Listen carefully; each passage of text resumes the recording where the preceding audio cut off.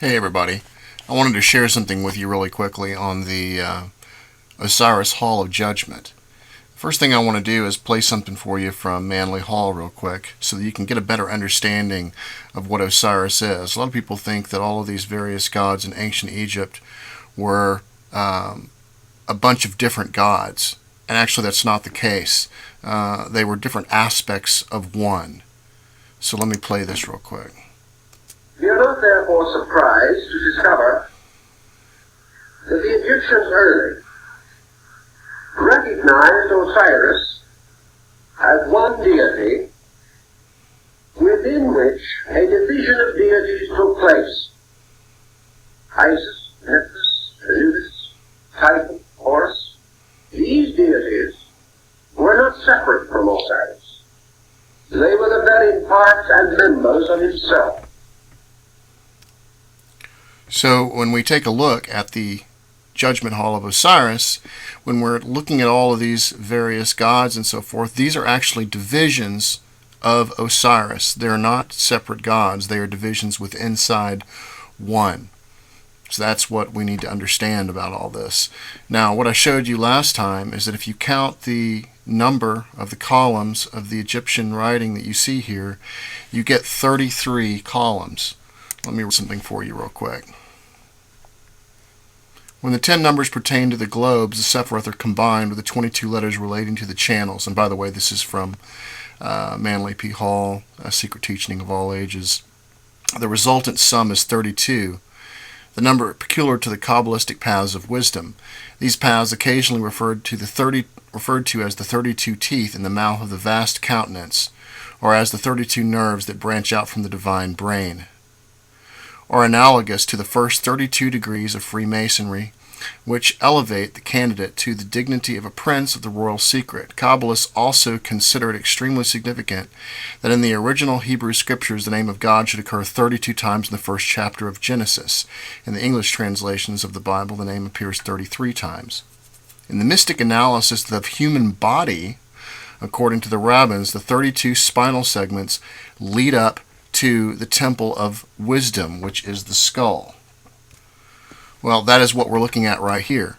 We're looking at the 32 columns. This is the lower part of the body right here leading up to the skull, and this is the divine brain area up here. This is where Osiris is. Now, Osiris was Orion. People know that Osiris was Orion, but we're not going to go into that too much detail right now. But let's take a look at something else here. We have 1, 2, 3, 4, 5, 6, 7, 8, 9, 10, 11, 12, 13, 14.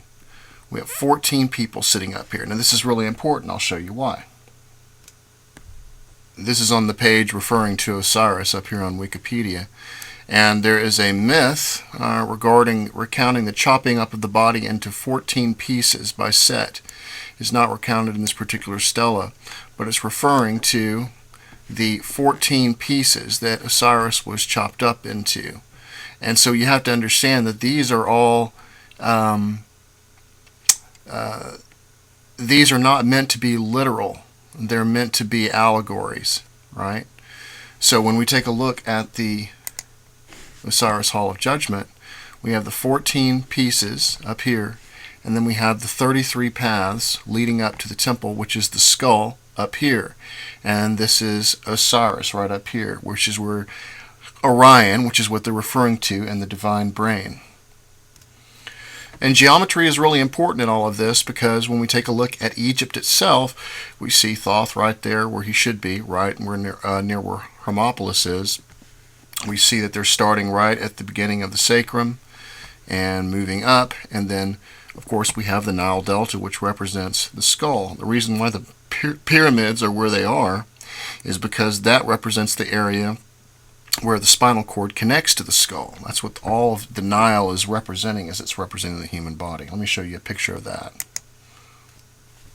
So we see this, we gathered from the St. Joseph Cathedral, and as you can see on the original image right here, you can see the two air shafts leading right into the pyramid, and then you can also see that they completely match the same angles that you see right here with the pyramid placed on top of it.